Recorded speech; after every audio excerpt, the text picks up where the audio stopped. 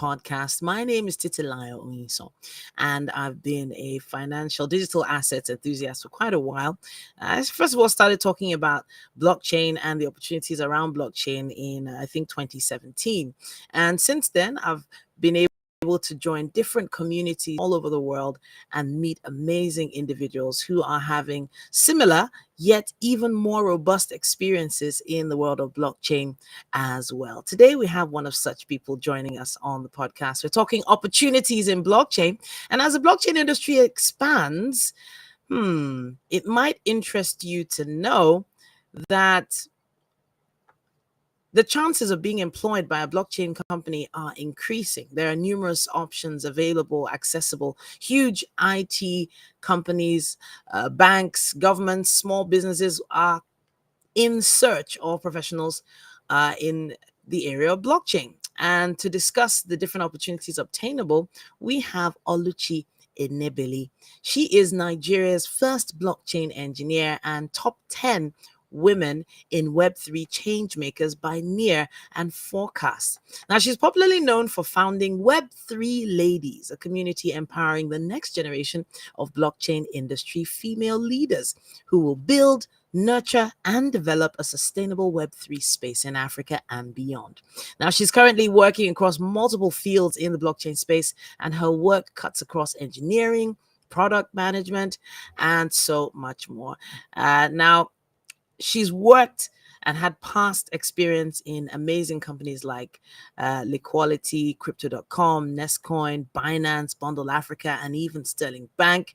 It's great to have you here with us, Oluchi. Thank you so much. Oh my God. Welcome. No, No, Hala, it happens all the time. I think I should even check my phone. Time. The Welcome. perfect time to come in.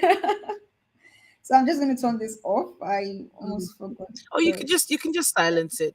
Gone are those days of traditional broadcasting, meaning you should turn your phone off. We're not entering flights now. Or are we entering a flight right now? Where are you flying us to today, I Oluchi? think we're about to go on one. All right. Thank you for that fantastic introduction. I think you already did a very good work there. So I don't think I have to really go into details. But I think Really? Are you sure? We want to learn from you. Want to you did a good from work your knowledge. already. No, I mean, I think in terms of introductions. Oh, okay. All right then. Now, it's a digital world. Everything's changed from top to toe. Blockchain technology entered into the lives of the common man with so many different use cases. But we want to learn from you. What are the most common, most accessible use cases for blockchain right now? I think the number one is NFT. Almost everybody out there have heard about NFTs, and NFTs has come to stay, right? As a very very interesting use case in blockchain, especially because it has many ways that you could branch off, right? So NFTs could be applied. NFTs basically a tokenized it's a tokenized asset, right? It's like tokenizing the reward asset into like a digital unique asset. So you could tokenize basically anything. You could tokenize landed properties and make it into an NFT.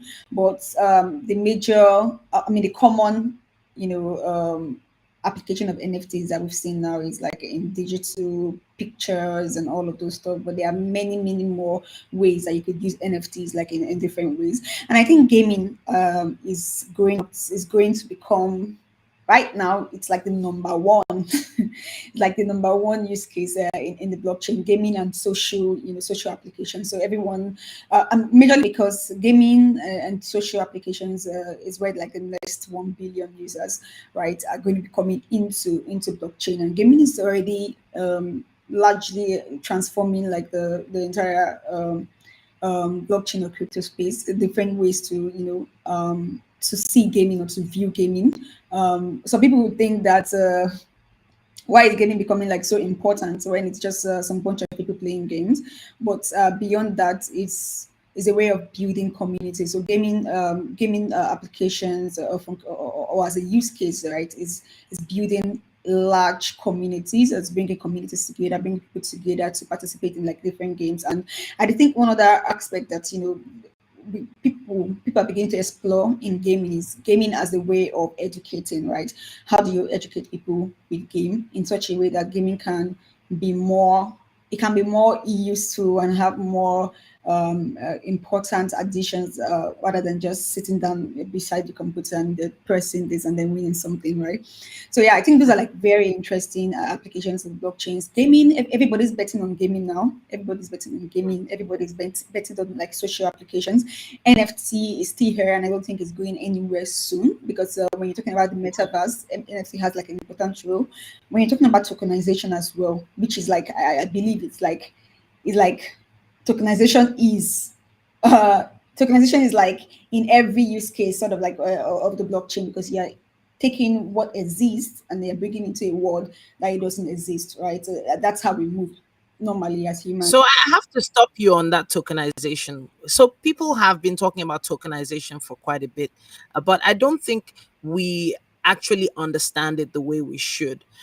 So I'm hearing I can tokenize even an outfit. I can tokenize a photograph. I can tokenize something I built Mm-hmm, instead of um, um, getting a patent on it. I can tokenize it. mm-hmm, So, and in other words, the use of patents and even lawyers because of smart contracts will might become extinct or non-relevant eventually. So let's talk a little bit about tokenization, how the average person can learn to understand it a little bit better. So the way I think about tokenization is liquidity, right? So I think about it in terms of like liquidity and reaching a global audience, right? So say you have a an outfit here in Nigeria, and you're trying to like get more customers or get more make more money, basically reach out to more people, right? Tokenizing that outfit and tokenizing just simply means representing a physical asset or a real life asset, right, in a digital world, right? Where now the interesting thing about NFT is that you're not just tokenizing and representing that asset in the digital world, you're representing it in the digital world in such a way that the ownership can be traced, right? So before Okay. blockchain, and that's the beautiful thing that blockchain brought about, right? So before blockchain, there's no way to tell if you upload your a picture of your outfit online, everybody can download it, anybody can repost it, anybody can claim it, anything can happen, right? But this time, the interesting thing that the blockchain is doing is that you could tokenize, you could take a picture of it, make it into like an NFT, a token, and then you could put that on the blockchain, and we could always trace that work to you, right? Based on you've tokenized it, and it's now on a system where ownership can be traced and it can be verified, right? So that's like one thing that NFT has brought that you could use it for. So you could reach a global audience, so people can buy into your NFT, sorry, your outfit, not by physically owning the outfit, but by digitally owning the outfit and getting like maybe depending how you because you could build like different kind of tokenomics around your NFTs, right? So you could say that Okay. when you own this NFT, this is what you could have access to and all of that. Let's maybe take it into the music industry, for instance. Let's say a an artist like Burna Boy or Wizkid or Davido decides to token a song. Because I've heard that music can also be tokenized. Mhm. Am I wrong about that? No, no, you're correct. Anything can be tokenized. So you're saying that yes, the true owner of the music will always be recognized. Does that mean that the true owner of the music will always be paid every single time someone listens to that song, or how does the true owner of the content benefit? Yeah, so it's as many times as people buy the NFT or purchase the NFT. So you have a song and then you tokenize it and say okay. So you could create like different unique tokens representing like maybe you can probably create tokens because representing different aspects of the song. So maybe the first 5 seconds, first 10 seconds. You could do it anyway, right? It could be done anyway, depending on how you want to like go about it. So you could say this token, this NFT represent this collection of NFT represent this album, right? And then an album is like a collection of like I think individual piece of songs or playlist, right? So you could say it represents this album, or you could say it represents different aspects of this album, and people could then buy this NFT. And then as people buy that NFT, of course, the money is coming to you, who is the creator of that NFT, because you create NFT and then you put it up on different marketplaces, right? And then as people purchase on those marketplaces, you get stuff, and some marketplaces have like this royalty enabled where, so if somebody purchases an NFT from you and then sells it to somebody else, you get some percentage from it. If that person sells it to somebody else, you get a percentage from it, right? So it's like, it's not just, you're just like a musician doing your, and people struggle to the point where that music is now like recognized, and this is one way of already beginning to get traffic, saying that okay, you could buy into this NFT. And why do people buy NFTs? That's the second thing. Why do people even buy NFT, or why is it even valuable? Right, so people buy NFT for different reasons. One is to be part of a community. So I could buy, I could buy, say, a Sinach NFT that represents that Yeah. song, because I want to be Yeah. identified as Sinach's fan, right? Be a part of that Okay. community, right? Because most times you see NFT, you see a community around it, because that's how the blockchain works. You really can't really have a product without a community around it. So I could buy an NFT to be part of that community. I could buy an NFT to assess the benefits that it brings. I could buy an NFT because I want to support a cause. I could buy Okay. an NFT, because I want to resell and make money. Mm, mm. So I'm beginning to connect now, and I hope the viewers are as well. But I have to go back on script now and talk about opportunities with regards blockchain technology. There are a lot of people who have this issue of fear of it not being tangible enough, or should I use the word fungible enough for them to invest in. So, for instance, you have a small business owner who wants to take advantage of blockchain technology to make maybe their transactions faster or make their business run smoother. If you were meeting someone for the first time who's interested in blockchain technology and maybe owns a boutique of unique clothing items, how would they be able to benefit from blockchain?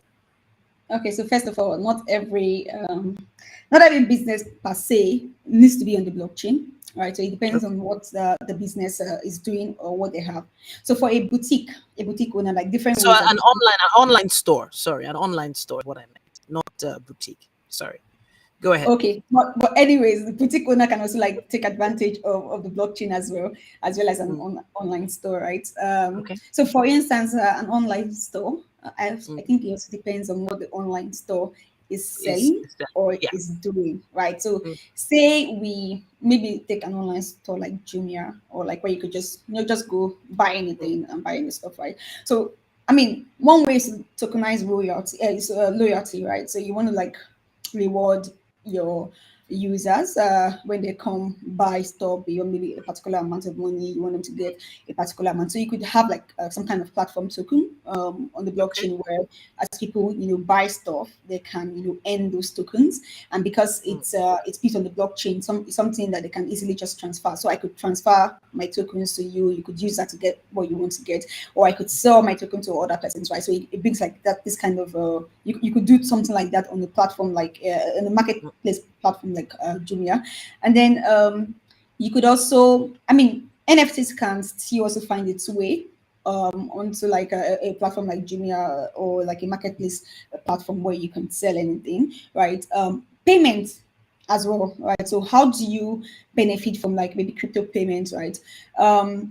So it depends on the cryptocurrency that you're integrating, or the blockchain integrating. I can't really say that, oh, it's going to like make payments like 100 times faster, but it's going to make it faster mm. for you if you want to reach a global audience, right? So say you want to open your product to say somebody from maybe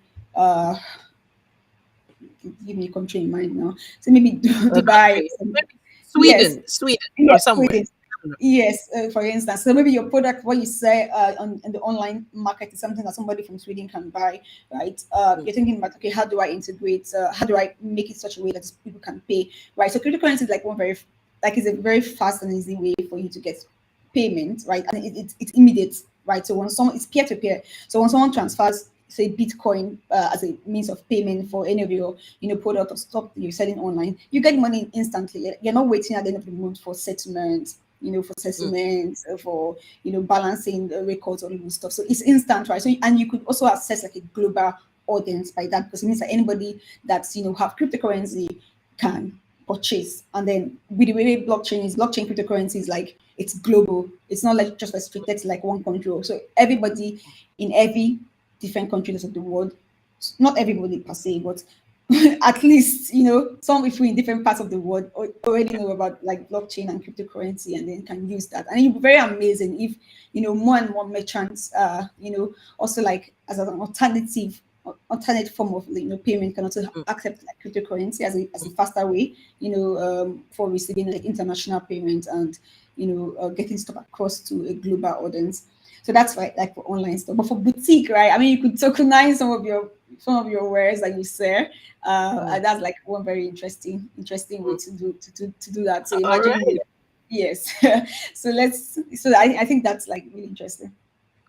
I have to say, first of all, as a woman in tech, a woman in found you're founder of women, or rather Web3 Ladies Okay.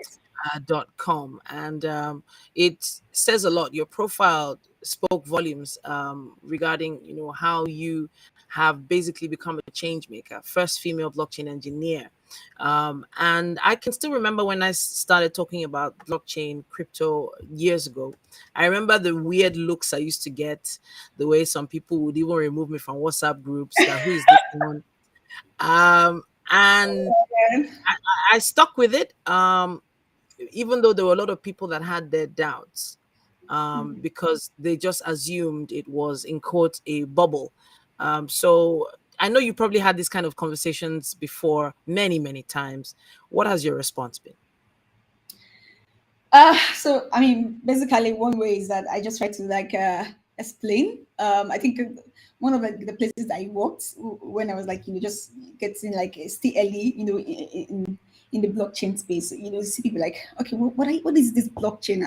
People are confused. Like, what is this blockchain? They just feel like I'm one. So some of them, some like I get this feeling from some of those people there that why is this girl just she's just in our own world wasting her time. Oh god, this young lady, why is she just Yeah. what is she doing? Like you can't really understand what you're trying to say or what you're building.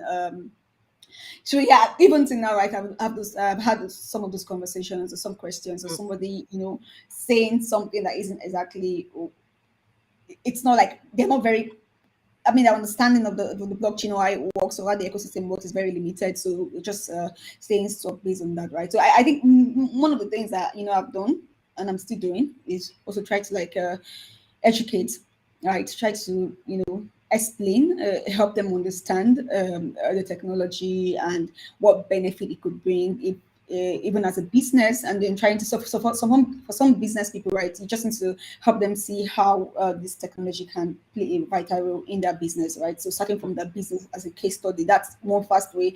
That's the fastest way for them to understand, right? And then for individuals, it's like, okay, this is what this technology does. This is the opportunities, right, that exist in technology, and this is where we are going to, right? Um, mm, as the technology as an ecosystem, this is where we are going to. This is the reason this technology was better. This is where we are, and then this is like an idea, because we can't really tell exactly where it will be in 10 years or 20 years, but we can have like ideas. We can have projections as to like, okay, this is what will happen in the next 10 or 15 years with this technology. mm, mm. So I first of all, I know the base is for people to understand how a wallet works, and understanding the charts, the candles, what a bull run in is, what exactly is happening with the value of their money. And so some conversations I've had circled the fact that the average Nigerian bank will never show you a chart of how valuable or not so valuable money is. And it's because most of the time the charts are going downward. They're almost always in the red. Now, or am I lying? Uh, Now, if you Right. were to, if you were to hold up a candle chart, or even just a basic bar chart that everybody did in secondary school, a bar chart of how the value of the naira, for instance, has dropped over the past 10 years in comparison to the way the value of, um, let's say, the mother of all coins, Bitcoin, has grown. Even though there was, a time that it dipped, but it has continued to grow in value over the years. I don't think people would be using banks anymore if they could actually see it. But that said, the basics of why the average person needs to own a wallet or own some kind of cryptocurrency, could we go through that? So we could approach that from like a different perspective, right? So one is, okay, you're trying to hedge against your local currency, in this case, like Naira, like an alternate form or means of, like, preserving value. And you could look at it as a way to own and control your own funds. In the crypto world, what we normally say is your keys, your money, your wallet, your money, right? So your keys, your money, right? And before this time, I mean, before blockchain, before cryptocurrency, we probably, I mean, we probably have not really seen. It wasn't very obvious, although it was there, but it wasn't very obvious the importance of, like, being in control of your funds, being in control of your money, being able to decide how you spend your money, and how So, how does it give me more control? How do I have more control over my finances if it's in a wallet as opposed to if it's in a bank? Okay, so if it's in a wallet, right? Now, wallets, that, like, two types of wallets, right? So there's the non-custodial, they call it non-custodial wallet, and they call the other type a custodial wallet. So I'm sure a lot of people probably know what happened with FTX. They were like the exchange where some people had their money, and different stuff came up, and people couldn't withdraw their funds, right? That's like a custodial setting, right? Because custodial means somebody is in charge and somebody is in control of your funds, right? So same thing with the bank. Somebody is in control, or somebody is in charge of your funds. Yeah, you can use it whenever you want, but not whenever you want, right? So tomorrow they can freeze your account, and then you can go, like, sometimes I think I've had friends as well that received, like, maybe a huge sum of money, maybe they did like a remote job, and they finally were able to get the money right into Nigeria, and the bank sees the funds and, like, okay, provide proof for, like, some amount of money, right? And then you can't access your funds that you worked really hard for over, like, a month or two or three, and then you have to go through a lot of stuff, right? Just to claim your funds back, right? That's different with cryptocurrency, because in cryptocurrency it's peer to peer, right? It's instant. I have say BTC, and you did something for me. I want to send you like zero point 0.5 BTC. Hey, give me your address. I send you the BTC, and you see it immediately, and then you can spend it, right? So there's a difference between, like, coming back to the aspect, the topic of wallet, right? There's a non-custodial wallet and there's a custodial wallet. A non-custodial wallet is when you are in control of your keys, right? So to open a non-custodial wallet, you would, if you go to, like, a mobile apps like Trust Wallet, or Liquality wallet on the browser, or MetaMask wallet, right? Those are like examples of non-custodial wallets. So you know that a wallet is non-custodial if, when you're signing up for the wallet, you're asked to take note of some passphrases, some mnemonic phrases. They're like, like a 12 to 24 words, right? Say like apple, beans, cake, just something like that. You have to, like, keep that, preserve that, or store that in a secure place, and then you use that whenever you want to, like, recover your wallet. But if you want to know that the wallet you're signing up for is a custodial wallet, you're not getting any seed phrase or anything. What you're saying, just put your email address, password. They will send you recovery. They'll send you an email to verify your account, and all of those stuff. That's custodial. Somebody's still in charge of your wallet. It's like a bank, but this time it's a big corporation or somebody in charge of the money. But non-custodial, you're the one in charge of the money. So in terms of, like, being in control of your money right now, I'm speaking concerning the non-custodial wallet, right? So only non-custodial wallet can really give you control over your money, although it comes with a lot of responsibility as well. Because, I mean, how do they put that phrase? So much is given, much is required, and huge Mm. responsibility, something. With freedom comes huge responsibility, I think. So if you So, have, so yeah. I think what you're looking for is with great power comes great responsibility, and Okay.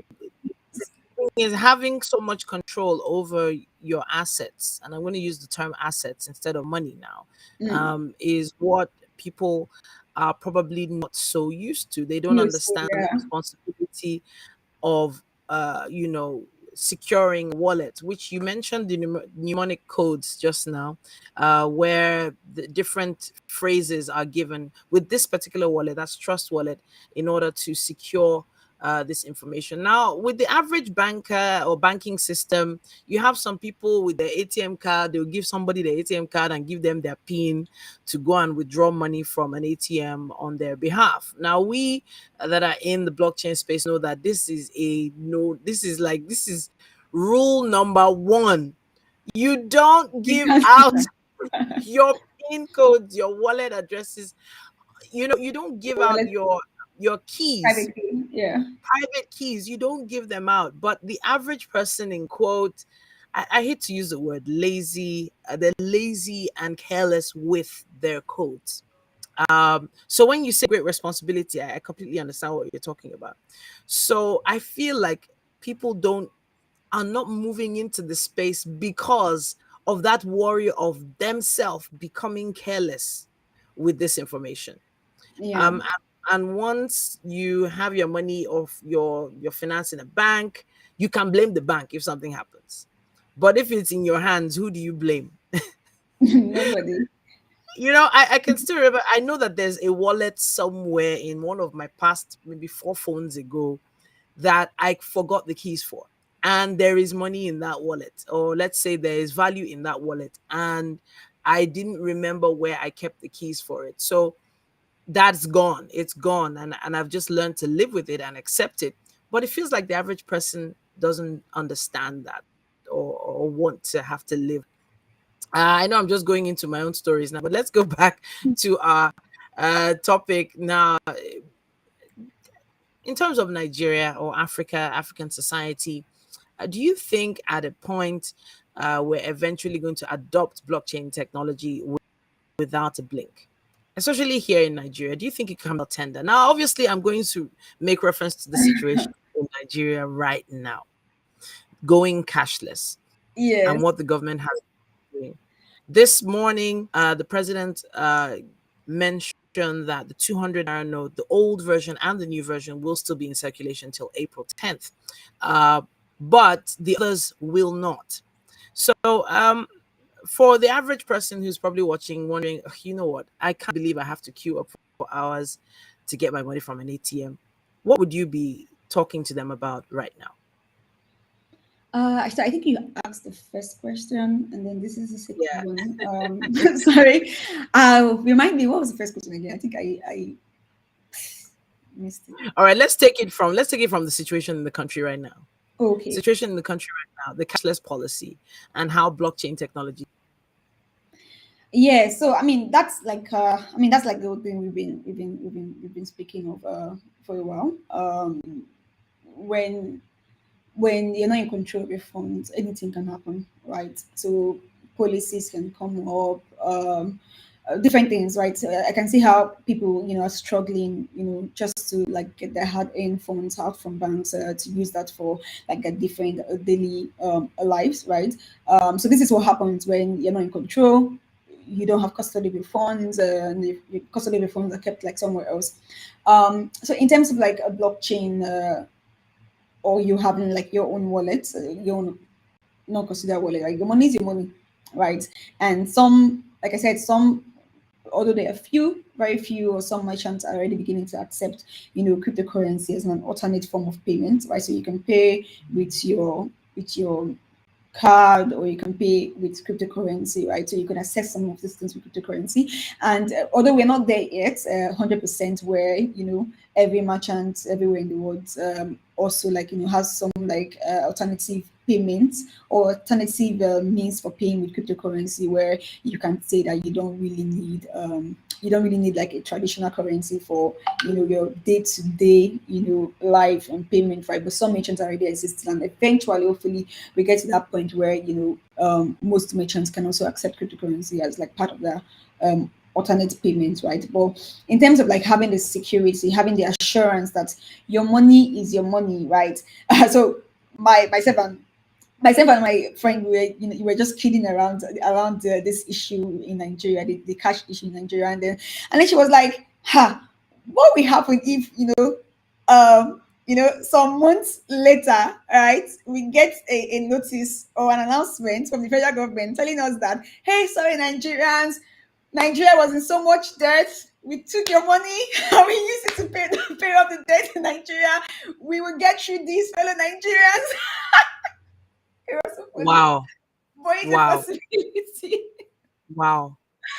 It was Wow. actually so funny. It was actually so funny, but it was like, okay, okay. I hope this can never, never, never, never really, really happen. But So, but here, because you don't have custody of your funds in your hands, there exactly, is that kind of possibility where, for exactly. instance, we heard that there were even statistics reeled out this morning about a few trillion naira worth of currency out in the market, and apparently only about 500 billion was accounted for by the banks. So where was the rest of the money? Money. That was one. Then two, for instance, if I actually need to Google what the actual the debt profile is for Nigeria right now. Make uh, debt Yeah, profile that would probably like Nigeria. Yeah, because what you just said, it makes some weird, very. very It well says said. 77 trillion naira as at. Okay, so Vanguard News here says Nigeria's debt profile may hit 77 trillion naira in June Yeah. 2023. And that's from NECA. That's Nigeria Employers Consultative. Yeah, so trillion. So, but we're talking about like just a few trillion that was in circulation. Mm, People need that money to um, take loans to build infrastructure for different industries. yeah, They need this money to pay for education and better themselves, and of course savings, life insurance, so all sorts of stuff is needed, and then suddenly people can't access their funds. Now I know that I use the word we in the blockchain community have been very silent on this matter, especially since it does seem like Bitcoin is climbing. It's at 24,900 right now. I'm looking at the chart. BTC mm, USDT right now is $24,918 right now. And mm, about 3 weeks ago, it was about 18,000. yeah. It's climbing. And the community is very silent. Why do you think this is? And do you think the official BTC bull run has begun? Um. So first of all, I may not have like so much maybe knowledge into like this aspect, but I really think that in coming from like the building part, the engineering or the development part, product, and all of this stuff. I think people are building, right, and that's what people are quiet. That's like my own understanding based on not from like a cryptocurrency trading expert or cryptocurrency analyst and expert. I'm not an expert in that area. But in terms of like building, I think people are really building. Like I said, the bull or the bear period, right, is normally a time where people just go quiet, head buried up in the ground, and like looking for, okay, what are the other use cases and really unique use cases that we can build on the blockchain, right? So I think people are really, really heads down building to ensure that as we move away from the bear period, right? People can start. Don't worry, the noise will soon start with like different other kind of different projects that have been building for like a while, and then different other like use cases, different ways that you could use the blockchain and different stuff would soon start coming out, right? So, but I think that's the reason for like that's quiet now. Like people are just really building heads down, building stuff, and this building, I don't know what is influencing the current upward trend of Bitcoin at the moment. I don't know, but I could probably I could probably, attribute that to like the fact that people are building like awesome stuff on the background. So yeah, so I mean that's like my own very limited knowledge on that. Um, yeah, Hmm. Okay, well, there is an uptrend, and so there have been whispers here and there, like, don't tell anybody, but go and buy BTC, go and buy BTC now, buy now. Just I didn't tell you. It's not me that told you. I didn't advise you. I didn't tell you. So we hear, and for once, the advice, well, that I received. I'm not telling anybody to go and do anything. The advice I received for once really came through, and it did seem like there was a serious uptick um, in the market. But then when it comes to Web3, the opportunities therein where people can apply for jobs in that space. Let's talk a little bit about that.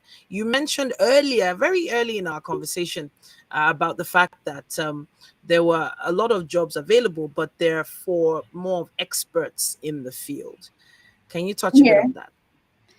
Yes. So I think maybe before going into that, question would be that yes, I know there's some kind of uptrend in Bitcoin, but compared to where it was, I think last 2 years, and same thing with like other cryptocurrency. Like we had like a very huge uptrend. Bitcoin was almost getting to $70,000, and Ethereum, I think we're projecting $7,000. I think at some point for Ethereum, BNB we're projecting. I think we went up to like 600 or 700 USD, right? So, but so compared to like then and now, like Bits cryptocurrency has taken like a kind of like a downturn to some point, although it's rising, but we've had like some downtrend from that. I think last 2 years is in back. Um, so yeah, people will be asking like, should I really be, building a career in blockchain? And then especially with this FTX hack, or should I say hack, or FTX misuse that happened some last year, and then there were a lot of like turmoil in the crypto space, different stuff going on, and people are like, oh, should I really be building a career in blockchain, or should I be looking forward to that? Right? Would blockchain still be in existence in like some years to come? Would there still be like need? Would there still be like demand and all of this stuff? So my answer to that is like yes, right? Yes, yes, yes, right? So I feel like this is the best time to come into to to begin building a career in blockchain, or if you're already in blockchain, to like improve on your skills, or on your career trajectory in the blockchain space, because now this is the bear period. Like people are building, like I said, rates are down, there's no much noise in the space, right? So people are improving their skills, people are building, stuff are happening, and then this is the right time to prepare yourself for the bull run, right? Because it's a cycle, right? You have the bear period, and then you have the bull run. Bull run can like last for like a very long time. We have bear, we have this like going in and out, bear and build, right? So now is the best time to build so that you can be well aligned or well prepared for the bull period that is coming on board, right? So building a career in blockchain now is the best time, and it's still relevant to do that. But then, like I said earlier, right? We have, so I can say that about 85% like of some of most of the jobs out there before I go into that, like you mentioned, different industries are recruiting for blockchain talent, right? Even government agencies, right? Banks, central banks all around the world are beginning to like explore blockchain in terms of CBDC, right? So that means that they definitely are employing people for like some kind of blockchain related position, blockchain related role. Even top firms or tech organizations are beginning to like explore blockchain for like different areas. Google, Amazon, name them, right? Beginning to like look into blockchain for like a different kind of applications or stuff they want to build on the blockchain. Then we have a lot of startups coming up, a lot of new product, new startup, new ideas coming up to build blockchain related stuff. We have existing businesses looking for ways to enhance what they do, with blockchain, right? So there are opportunities every year and there, right? So be in the blockchain space. So, but speaking specifically for engineering, because that's like where I am, right? Most of the top paying jobs right out there are really looking for, excuse me, are really looking for senior blockchain engineers, right? Someone that is able to work independently, can take autonomy of a process, can think through, blockchain approaches and blockchain products, and then build out the infrastructure, right? So this is like what most topping, job are looking out for senior engineers. And like I mentioned, it's a bit unfair to, people just coming into the space, or people that are into the space and they just starting. It's sort of like unfair to them, right? Because it's like, oh, there's this huge demand for blockchain talent, and we have people coming into the space and they're like, where are the jobs, right? So I think one way to like really, really position yourself for some of these opportunities is to ensure that you're ready and you have what these opportunities demand and what these opportunities are looking for. So one way is to, for instance, if you're new into the space or you're just coming into the blockchain space and exploring, right? You understand the technology, understand the space, know what it means to be in the space and what product or projects are building. Then you want to also like understand the tech, like that's I mean, if you're a blockchain engineer, you want to understand like the programming languages that you could use to explore the space. And another thing is that you want to build a portfolio, especially in this bear period. It's a time to build your portfolio. Build stuff, build your portfolio. And how do you do that? You go for hackathons, like thousands and tons of thousands of hackathons. And the beautiful thing is that you're making money. I mean, if you win these hackathons, of course, you make the money, you get the money. But above that, you get experience, you build a portfolio, and you also network, which is like very important, very, very important in the blockchain space, right? So that's like one way to like navigate in terms of like assessing some of these opportunities and being um, assessing most of these opportunities. And the beautiful stuff about the blockchain space is that these opportunities are out there, right? It's accessible by anyone, everyone, right? Provided you have what it takes, you have the skills, you have what it takes to like get those opportunities. So you Can, want where to, can where can an average person begin to learn or to upgrade their skills at an affordable rate? I know you have a master's in the field, so you're one of the big boys. But where do we begin? We that are just trying to get yeah. and take advantage of these opportunities. Yeah, so I would say like thank you very much for putting up Web3 Ladies on your screen, right? So if you're a lady, Web3 Ladies is the perfect place for you to start. Web3 Ladies by far is one of like the largest female Web3 communities here in Africa, and we've had like we've had about three mentorship cohorts so far. In our last cohort, we have about 14 projects that were built by ladies, right? Just exploring the space and coming into the space, right? So it's pretty amazing what these people have built with just the 4 months of learning and what they can build post 4 months of learning and then the opportunities they can access in the space, right? So if you're a lady, Web3 Ladies is the perfect place for you. Just go to web3ladies.com. I think this is thank you very much Titi, for sharing your screen and putting this up there. Okay, But this is it's one fine. perfect place to start, right? Because we understand the challenges, and then we also have like this interesting thing about our work too that we make available for ladies, right? Because we understand where we are, especially the country Nigeria. You have so much issues about When you laptop. say work tools, when you say work tools, how do you mean? So work through is like everything that you need. I mean, the most important thing that you need to work, right? Which is your laptop, which is an inverter or a power. So you need electricity, you need laptop, and you need internet, right? But these three things are things that do not come cheap in Nigeria, right? Mm, mm. Laptop, electricity, inverter, or internet, right? So what we are doing is that we're assisting with our work to program.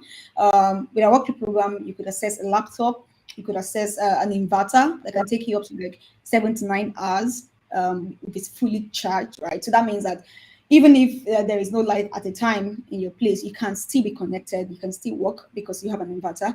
And then we also have like the MiFi that we give, comes with 4 months free subscription for you Wow, to be able to 4 months. yeah, Wow. Okay. actually, free subscription, and it comes with the MiFi. The MiFi is yours when you go through that, Amazing. right? So this is like one way we are also like supporting more women to like get into the space. Our goal is actually to build or to onboard over 100,000 ladies into the Web3 Wow. space, and it's amazing because our last cohort three, we had over 825 applicants, right, and they're all Wow. ladies, right, Wow. applying to learn or to get into the Web3 space. So that should tell you that a lot of ladies want to do this. People are interested in wanting to like learn more and explore the Web3 space. And what is even more amazing is that our next cohort is going to be we're going to be making an announcement this month. So if you're not following us on across our social media platform, it's at Web3 Ladies. You can follow to get more information to be aware. And our Discord community is open to any lady. If you go to our website, you can see the link to join our community. If you go to Yeah, our Twitter page or across our social absolutely. media page, I you could actually see. just registered just now on Slack. I just registered now on Slack while you were talking to join the community. Forward thinking ladies shaping the future of Web3 ecosystem. You said there was another place I could sign up. Where is that? Yes, Where? yes. So we have that on our Twitter, directly on our Twitter description. Okay. So you could Okay. just Okay. join the Discord community straight up. So you don't even need to register for that. It just takes you straight up to the community. Straight Yeah, up. Thank you so yeah. much. All right. So definitely you've opened the space up for women in tech. But in terms of percentages, in terms of statistics, where are the women in tech on this matter? How much are they getting involved over the past maybe year or so this space? Oh, so I mean, in terms of that other. Adoption. Adoption. Yeah. Who is are women jumping in as much as we like them to? Maybe not 100%, and maybe not in all areas, right? So we still have like the more technical part, which is like engineering, hands-on Mm. engineering, blockchain engineering, and then you have like the not so technical parts, like community management, social media for like Web3 companies, tokenomics, legal, and everything, right? So we see that first of all, we don't have like not so much yet jumping into the Web3 space. Then with this, not so much. Say we don't. I mean, it's very, very, very, very few of these ladies coming into like the engineering parts, right? Blockchain engineering, right? So you have fewer ladies amongst the few ladies coming into the space. You have fewer ladies going into engineering capacity, and there's like a huge opportunity there, right? And that's like one area that we're also focusing on, because we have like 4 tracks in our mentorship. One of them is a blockchain engineering track, and we are very particular about that track because we want to onboard more engineering, also engineering technical ladies into the space, because we've seen like a huge opportunity in that area that ladies can take advantage of. I wouldn't say the technology is mature yet. Blockchain is definitely not mature yet. We're still getting there, although it's been around for a while, right? So I think that this is like a perfect time, or the best time, for any lady to want to get into the space. And we're treating this gives you the opportunity to start from where you are, right? Taking you through like a beginner's introduction to engineering. Like, so we have like a beginner's track, and we are adding an intermediate to advanced track pretty soon in our next cohort, right? To ensure that, okay, if you're already in the space and you have like basic engineering knowledge, you can basic blockchain engineering knowledge, you can then come in for a step further. Like, because like I mentioned, most 85% of the top companies hiring, or companies generally hiring in the blockchain space, are looking for senior engineers, right? So we need Okay. to get to that point where we are equipped enough to like take advantage of those opportunities. I have to say thank you to you, Oluchi, for talking to us today. And I know I've taken out a lot longer or a lot more of your time than was originally planned, but the discussion just kept going on and on. I didn't want to stop it. But I have to thank you for joining us on the Blockchain Mastery podcast for today. All right, thank you As so much. Now there's still so much to talk about. We didn't really even get into, you know, so many areas, but we touched on them, which is good, and it's a Yeah. conversation that definitely going to be ongoing. I want to ask you a question though, and it's a trivia question that I've asked a few of the past guests on the show. Final question. Yeah, I have a trivia question for you. What is the biblical name of the very first block of a chain? What is the biblical name of the very first block of a chain? That would be where the beginning started from, like in the beginning, right? So that would Yeah, be Genesis. what? That would be Genesis. Yes, indeed. Okay, Let's all go right. back to the beginning. Let's go back to the beginning. Thank you so much for answering that. So I'm telling you, the past three guests I've had did not get the answer. Oh wow. I'm I telling think you. maybe it's a bit more technical, right? Since we're talking about the blocks and the Genesis block. The Genesis block, that is the response I was looking for. Thank you so much for being here.